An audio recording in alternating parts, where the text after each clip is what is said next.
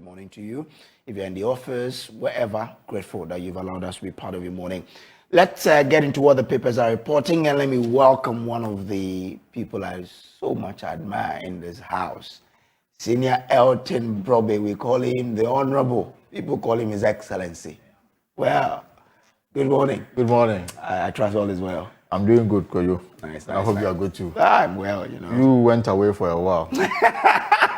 The last time. The next time you will be like 12 months away.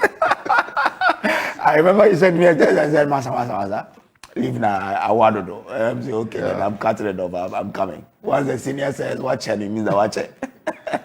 We all need rest at some point.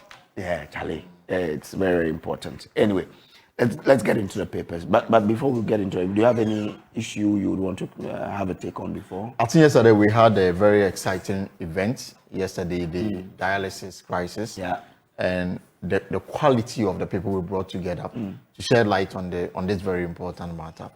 And I was telling Kojo Nyakun, about the story that he did about the 15-year-old girl eventually died.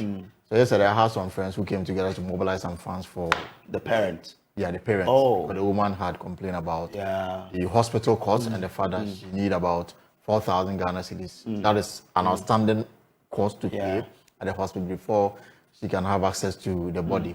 So some few friends of mine called and they mobilized some amount. And I'm very hopeful that it will go a long way to help the woman, cover the costs at the hospital and possibly have some to move her life forward. But yesterday I listened to it. Thanks to them. Yeah, thanks to them. Yeah. So now the thing is that we all need to take our health very seriously. We all need to undertake, regular checkup to establish our state of health. It's very important because if you don't do so, by the time you do it, or by the time you get to it, you'll be at the end stage of whatever you need to battle, and then you become a burden. Now some of them complain. It's not easy raising 1,000 cedis every week in this current circumstances to go to dialysis treatment. It's serious. I'm told that you need to spend like 3 hours in the machine before you can get your blood purified for you to go through. And you want to do this for 3 days in a week. That to me is not something that is very comfortable. So which means that in a month you spend 4,000. Yeah, in a month 4,000. So our friend Thomas Khan, who's been on it for 10 years. Yes. If a month is going to be 4,000, then it means a year he spends 48,000. Yes. By 10 years. Yes, that's a lot of money. And so the other treatment or the other option is that you need to be able to go for transplant. Yeah. Which in itself is also very expensive. Very. And then the medication that comes after it. So once you have issues with your kidney, it's not a child's play. And apart from the fact that this 15-year-old girl who died obviously didn't get it because of smoking or lifestyle issues. Obviously may have inherited from the parents or maybe or the family through a defect during childbirth and all those issues. So for those who may be at risk or exposed to some of the things that will speed you into getting kidney disease, you need to be on the lookout. And you need to take very good care of yourself. Now, you Google it, you get all the answers you want.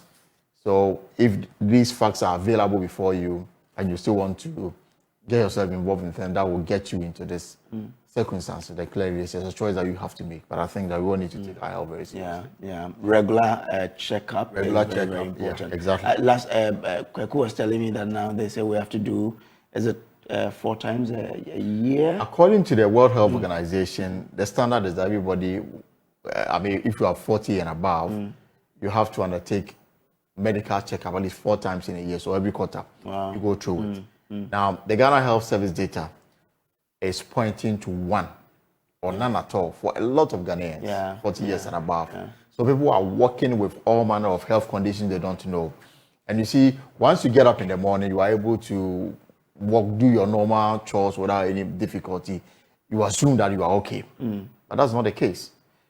Hypertension is a killer. A lot of people don't even know. Now, the small machine that helps you to check your blood pressure every morning or every evening, it's out there. You don't need to go to a hospital to have a check. even on my mobile phone, there's You an can app do it. where I can easily do and then check my stress level and all those things. So I do that every morning and every evening before I sleep. So you can stay healthy if you know your state of health. But if you don't know your state of health, you are at risk of, contracting things that you may not be ready for. Yeah. And it's very important that you do so. Yeah. I think even for the BP machine in the pharmacies, it's free. It's free. I mean, You can just walk into the pharmacy and say, I have want it to check checked, my BP. Have And it they will checked, do it for you. So we need to. The other time I went to the hospital with some pains at my groin, they scanned and they didn't see anything. And the lady was, why are you doing that? I said, well, I had some pain and I wanted to check that I'm okay, So we need to be regular at the hospitals to check up. Yeah. Let's get into it. So let's get into the papers. And this morning, the biggest news, of course, is the fact that there's recognition for teachers, which is very important. I mean, we have beauty pageants and all those issues, but now it looks like the recognition for teachers is getting bigger and bigger every year. So the front page of the Ghanaian Times, we are committed to investing in teachers to ensure quality education of Ghanaian children. That's according to President Akufo-Addo. And yesterday, the National Teachers Award came off successfully. And if you have been following the news, the best teacher walked home with a 3-bedroom apartment. Yes. And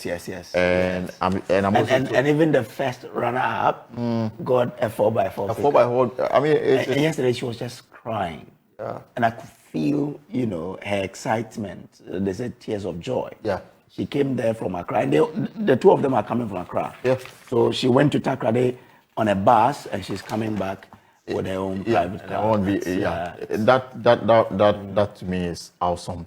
And I think that the organizers, the Ministry of Education, the Ghana Education Service, and that's the presidency, we need to commend them for this. Back in the days, the saying was that the reward of the teacher is in heaven. It's in heaven. And they are experiencing it. Yeah.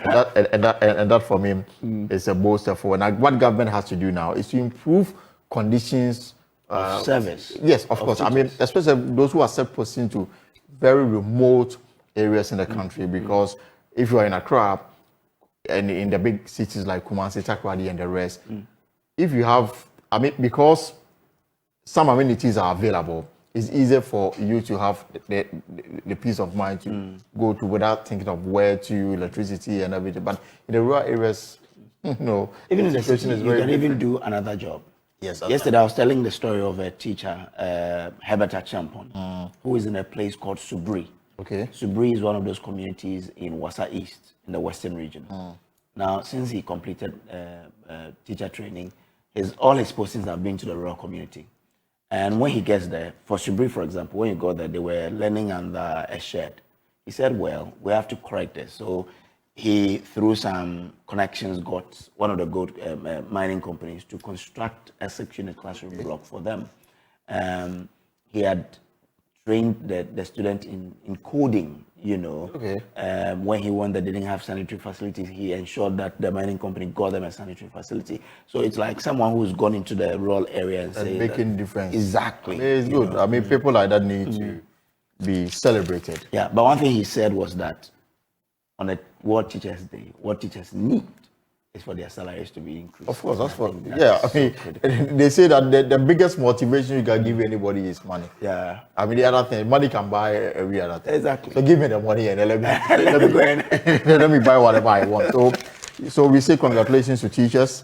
Yeah, in my primary school days, one of the teachers that I admired so much, Mrs. Danso, and then Mrs. Osei. Oh, okay. Mrs. Osei is still alive. She lives at Sakaman. Oh, okay. If you are doing the watching this morning, I say good morning. I want to congratulate you for investing your knowledge in us when we're doing about things. Your people like you and what you did in our lives is what watches this fine. We appreciate all you did for us. So to all teachers, we say, are you cool? Yeah, to all our teachers, we love them so much, because without them, we wouldn't have been where we are today. So we salute all teachers, and we pray that God richly blesses you. But once at it, we pray that government would try and do something about your conditions of service. Again, on the same thing, people in the rural area, the one thing I pray from the teacher is that accommodation is also something that they should look at. As people are paying 200 cedis, and so in rural areas, how much do they earn? And then so maybe if landlords could do something about it for teachers. If the person is teaching, can you consider how much you take? Maybe, I don't know how that could be done, but I'm sure landlords could work something out. That if the person is teaching in your community, then you probably look at how much you take. But beyond even the role that the landlords can play, there's what about nuts? I mean, my information is that on the government payroll, teachers form the majority. We have so many teachers, so nuts as an association of teachers, they take some money from them every month. I know that in the regions they have nuts hostels, which is highly subsidized for teachers if they want to access it. But beyond that, it's not interested in investing in accommodation, for example, for teachers in rural communities. Because let me give you a typical example. When I was living in Sunyane, and at the time, Newmont had done their exploration and had discovered that they had discovered gold in large quantities in the Hafu area. And so when they started mining, the information we had back then was that some people were forced out of their homes because the mining company had employed so many people in their catchment areas. And because of availability of money, those who were not working with the mines found it difficult to pay the rent that was because the landlord had increased, in some cases, 500%. So some teachers were, evicted from their homes because people had come to the town with a lot of money and they were looking for places to rent. And it affected a lot of government employees, especially teachers. So my thinking this morning is that it not collect so much money every month from teachers. I know that the money goes into Provident Fund, it go into other retirement packages for teachers. But then I'm also thinking that, here in Accra, they have properties that they are renting out to big companies and they make money out of it. Why not also invest in putting up structures, especially in communities? And it will obviously be for your own members. Exactly. Own members. Government cannot be there, cannot be everywhere. And I think that probably may have to consider this and go into this. This is an important suggestion. I hope they take it. So I think it's the same thing that Daily Graphic is talking about. Also on the Finder as well, on the front page of the publisher. The same. So it's a day for teachers. So let's just mention the name of the best teacher for 2023. It's Faith Adaklu Tsrefe, 37-year-old female teacher at the Greta D. Shepherd 2 Basic School at Awoshi in the Ghana Central Municipality of the Greater Accra. So she was the best teacher for 2023. And I guess at the same event, there's this concern that now it's not the exodus of nurses and doctors, not only the health profession. Now teachers are also being they're also leaving. They're also leaving, and the last time I checked, thousands of them have already left for the United Kingdom. So you will find more Ghanaian teachers teaching in classrooms in the United Kingdom. Very interesting. And so the Minister for Education says that there's no cause for worry, and they have enough teachers to fill the classrooms. The question is, in terms of teacher to students ratio, the reason why I know that most parents would like to enroll their children in private schools is that they are, for example, there's a school I know, they don't admit more than 15 people in a class. So the teacher has ample time to deal with the students one-on-one. In the public school, sometimes 50, 60, 80 in one classroom. Sometimes they don't even have chairs or desks to sit on. We know the existence of schools under trees and then people studying under structures that could easily collapse on them. So investment hasn't really been that much in terms of schools across the country, even though government has done a lot. So what is government doing in this direction? People are leaving because maybe they find the conditions or whatever packages are given very attractive than what is existing now. Government need to invest more in some of these areas. It's not enough to say that we have enough teachers to fill in the gaps. Your experienced teachers are the ones who have been taken away. Just like it will take years. It will take years for you to replace somebody who has been on the service for 10 to 15 years. And I think that it is not enough to say that we have a lot more teachers. So if people are leaving, we shouldn't be concerned. We should be concerned. Exactly. Because the fundamental thing that this points to is the lack of better conditions of service. That's why people Exactly. are moving. So you need to look at that. Yeah. We need to look at that. Anyway, so it's been a morning for the teachers, and we hope that the government will listen and make sure that things work well. Now, just in relation to this, and still on education, when you check page 16 of the Daily Graphic, it says BEC marking begins Monday.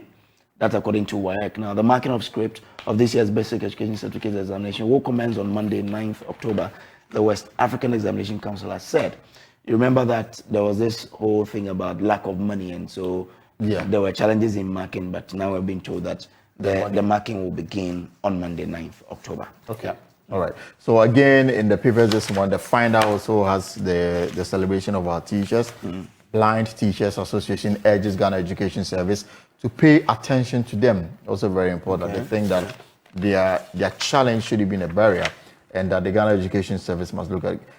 Ghanaian win prestigious African Continental Teacher Award. So we have, not only are we winning in Ghana, we also winning. The story is that Besma Kwame Tunu, a chemistry teacher at the Pokuari Senior High School, won the African Union Continental Best Teacher Award. 7 other outstanding teachers from Kenya, Mauritania, Malawi, Mauritius, Morocco, Nigeria, and South Africa also won awards. Best Teacher Awards are a great way to recognize outstanding teachers. So this chemistry teacher from Opokuari School in Kumasi emerged as the Africa Union Continental Best Teacher Award. So we are making it clearly, it demonstrates the quality of the Ghanaian teacher. To the extent that we are winning on the continent, we're winning in Ghana, winning on the continent. It tells you, and if we are also attracting, countries like UK to take our teachers, it goes on to say that at the foundation level we are doing something great, and that is what is manifesting in the kind of output that is giving them the awards that we are seeing today. So kudos to our teachers. Just as you mentioned that we are attracting the global attention, for our teachers. Let me share a story of one Davi Akofa. She's not a teacher, she's a nurse. Okay? But she says, I've always wanted a life of passion and adventure. I have paid heavily the price for such want, but hey, I keep going. I had an interesting experience aboard KLM Royal Dutch Airlines a few days ago. I was deep into my sleep when I heard shout in the plane. Looked like a medical emergency of some sort. Now, long story short, there was an emergency on the flight. And then she didn't want to venture because she was not a doctor, but there was no doctor on the plane. So she went there to try to help. In the end, she helped save the patient. And everybody was asking, where did she get her training? And she said, oh, Ghana.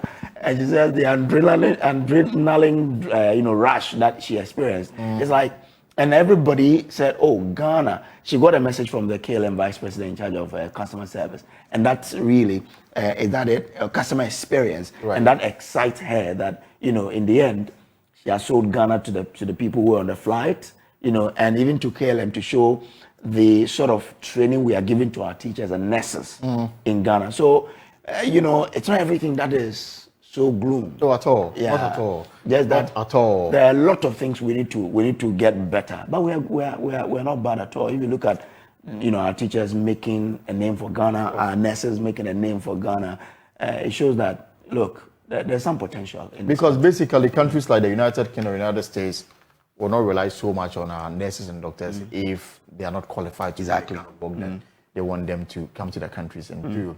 We have the Ghana Health Service signing an agreement with Barbados, a country in South America, where Ghanaian nurses have been posted to that country to work. So clearly, the training regime that exists in this country, I am absolutely optimistic that it is the best. That is the reason why our people are not disgracing us. Because if they are not capable, I'm sure by now we'll be hearing something different. Okay. All right. Now, are you done with so the Finder again has pictures of the National Teachers Award yesterday. All the papers. Adaklu Tsrefe arrest 3 suspects. Can you imagine what is to ECG transformer? Oh, ECG transformer. So 3 suspects have been arrested by residents of Adaklu and released to the Volta Regional Police Command for attempting to steal a transformer in the early hours of Thursday. Now, they managed to pull down the transformer from the Python, from the ECG pole. I don't know whether there was power outage in the area that gave them the kind of confidence they had to go. And I mean, we have pictures that, you know, a whole transformer on an electric pole pulled down by these chiefs. Hey. Luckily, the residents in the area arrested them. I mean, looking from their faces, clearly they've been given some good beating, and then handed over, to the police. But I mean, were they going to sell it? Of course, I mean. But do people buy such transformers in this country? Well, I'm sure there's market for it. That's how come they will take this dangerous adventure to bring down a transformer. A transformer.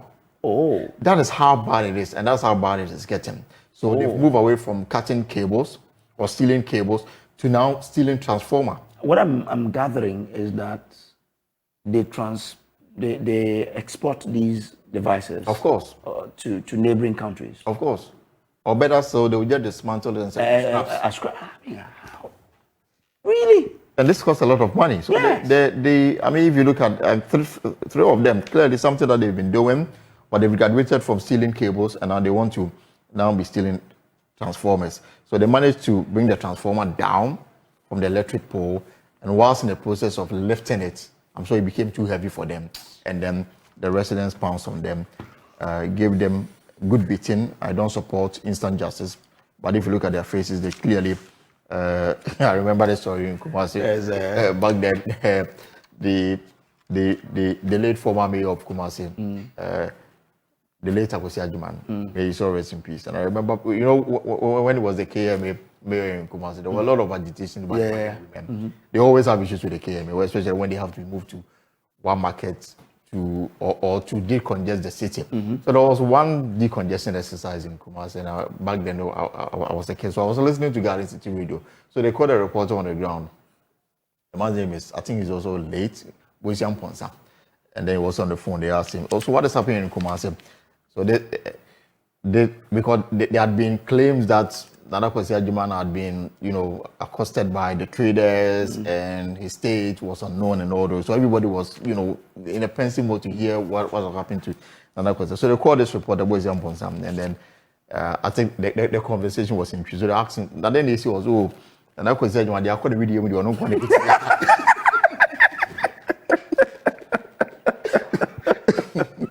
So yeah, I mean, whatever you have experienced, only you can tell. When you look at the face of these teams, clearly only them can tell what has gone into their skin. So that is it. I mean, we'll condemn it. We'll condemn it to the extent that they've got the bravery to go and steal ECG transformer.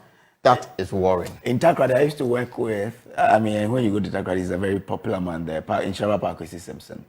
He abhorred stealing. Yeah. So sometimes when people, and he had a lot of, when initially that happens in the Western region, he will get it. So on radio, he will say, Imize, Michele Wisem, so saw the devil bring but they read the brona, man can't say, you know. And he was constantly saying this because sometimes these people, look at what they've done. They went to steal a transformer. A whole transformer. It's something else. Anyway. Dr. Fiyakoto Mons with J. Kufuor.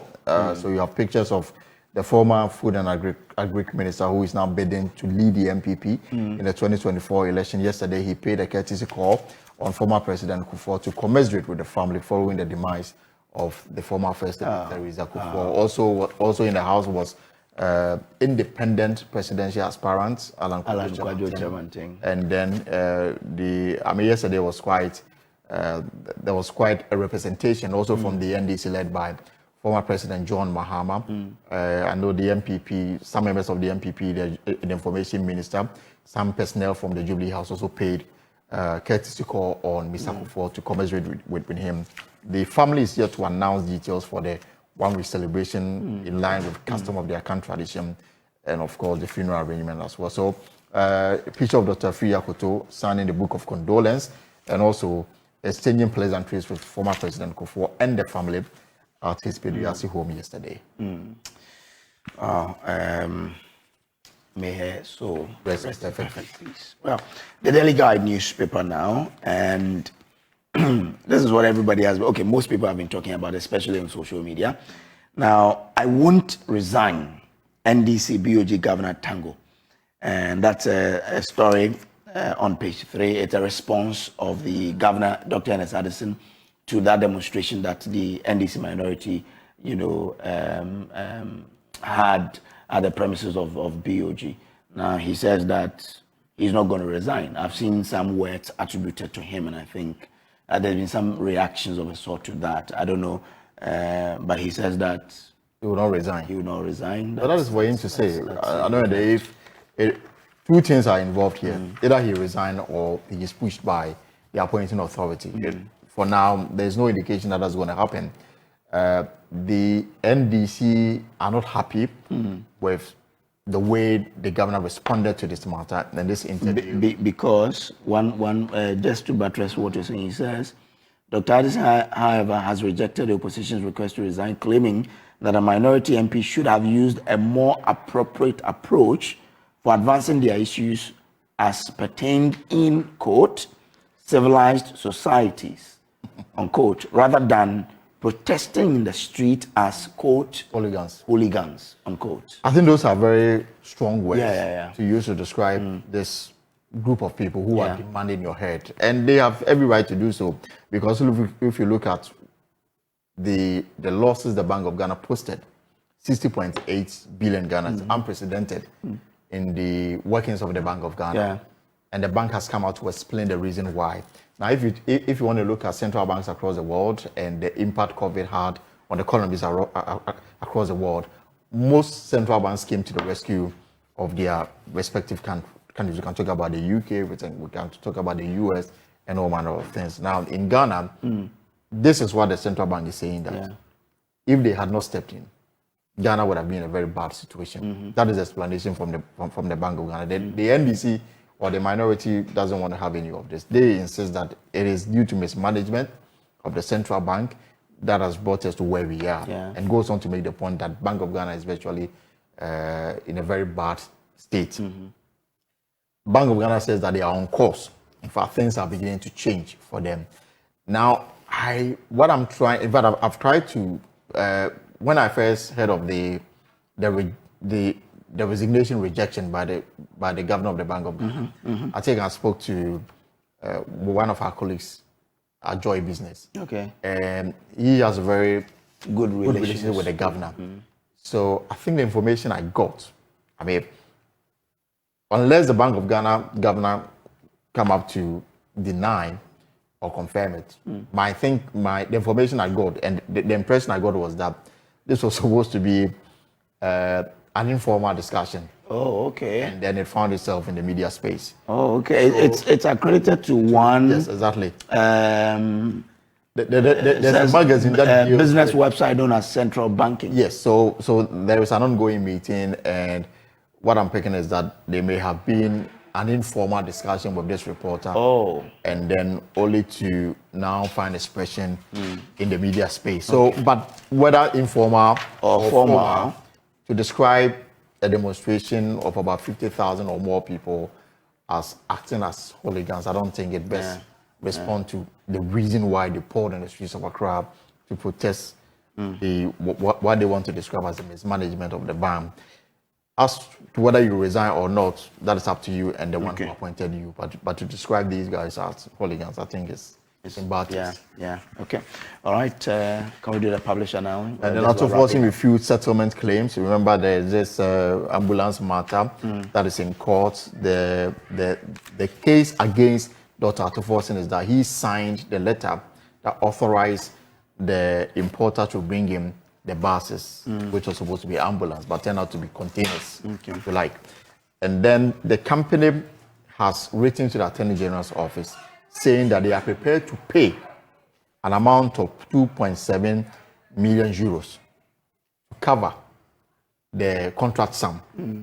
So the agreement, if accepted by the Office of the Attorney General, will mean a discontinuation of the case in court. That means everybody goes home peacefully.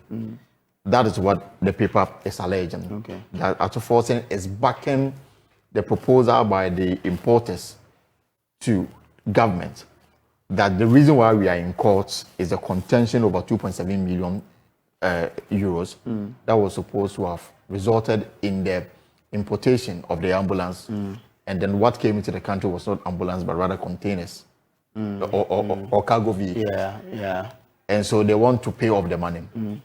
If they pay off, Atufosin and the rest who are in courts will be because then of course the Attorney General will discontinue the case. Okay. The Attorney General office has no interest in settling this matter in terms of taking the money. And there was report that Atufosin is back in this, but he has come out to say that it is not true that he's back in exactly. He has vehemently denied claims published on the front page of some papers, including the Daily Guide, that he is scheming to get the importer to pay this money so that he will walk on free. And there is nothing like that. Gabby worried about family feud, and I'm sure it is a leading member of the ECG unity to prevail in the party ahead of the 2024 general elections, according to Gabby Ochirakum. The current internal wranglings going on in the MPP is a result of the family feud over a contest to pick a person to lead a family and an immediate actual battle against another family. In a Facebook post, Mr. Ochirakum intimated that the real battle for the MPP is in the success of the party to pick someone who will face the NDC. And so that's it. I mean, it looks like the party itself is clearly, it's not well within the party. Going into the November 4 and the 2024 general elections. Let's see how they handle this issue, but it will be interesting to see how they do it. Well, thank you so much, Elton. All right. Coming through. So you have a great Friday morning. Okay, thank you so much. Now, this was brought to us by Endpoint Homeopathic Clinic, and they are offering free prostate screening and free female fertility screening. Their locations, you can find one at Accra Spintex opposite Shell Signboard, Kumasi Kronoma Bohia, behind Angel Educational Complex in Takoradi. Locate them at Anaje Estate, Tema Community 22, Tichiman, Hanswa, and in Nzima area, we are in Esiama. Call 0244 867068 or 0274 234321. Endpoint Homeopathic Clinic, the end to chronic diseases. Well, this is the AM show. Now, water is life. Awake is premium purified water treated through a strict purification process to ensure that every bottle on the market refreshes you better. We have the perfect sizes for all purposes: 330 ml and 500 ml bottles to fit your pockets and bags, 750 ml for the heavy drinkers, and 1.5 liters for those who always want more. Our 19-liter jar bottles are ideal for homes and offices. All you must do now is drink Awake Purified Drinking Water wherever you go. Choose a bottle of Awake Purified Drinking Water today and get quality hydration. Awake Purified Drinking Water, we say one for life. You know why? Because for every bottle you buy, an amount is donated to the National Cardiothoracic Center to help people who go through that center. Another quality product by the Casapreco Company Limited. For bulk purchase, please call 0262 351 251, 0262 351 251. This advert is FDA approved. Well, we'll take a quick break. When we return, we have Prime Take with Muftau Abdullahi Napira. Stay on.